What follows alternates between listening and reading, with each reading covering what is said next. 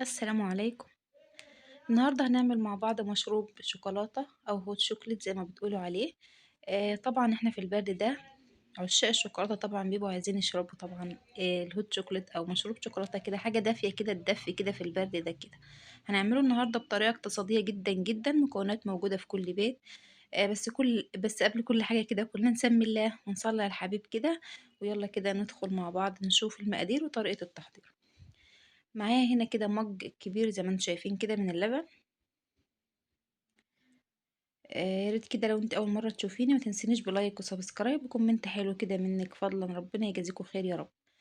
مج كبير من اللبن عليه معلقتين او 3 معالق على حسب الرغبه يا جماعه من السكر، ومعايا معلقتين من الكاكاو. بصوا يا جماعه، لو انت حاطه كاكاو فاتح هتحطي 3 معالق.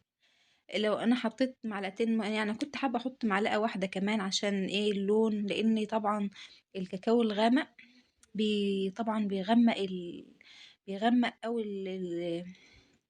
المشروب. وطبعا بس هو بيخلي الطعم مركز جدا لعشاق الشوكولاتة، يعني في ناس اللي هي بتحب الشوكولاتة جامد زي ولادي كده، فطبعا هيعجبهم. وكان كمان عشان أعزز الطعم حطيت معلقة كده من الشوكولاتة، معلقة صغيرة كده من الشوكولاتة. كانت عندي يعني شوكولاتة سايحة وكده حطيتها، ومعايا ربع أو نص كوباية، نص معلقة عفوا من النشا. النشا ليه؟ هو مش هنعمله مهلبية ولا حاجة، لا عشان يدينا قوام كده الكريمي. شايفين القمر ده؟ وطبعا حطيناه على النار، رفعنا الخليط كده على النار لمدة 10 دقايق كده. بدأ يغلي، شلناه وصبناه زي ما انتم شايفين كده. بصوا طعمه يا جماعة، طبعا لعشاق الشوكولاتة هي اللي هم اللي يعني هيحبوا جدا جدا المشروب ده في البرد ده وفي الجو ده. هيدفي، وطبعا مكونات اقتصادية جدا جدا زي ما قلت لكم.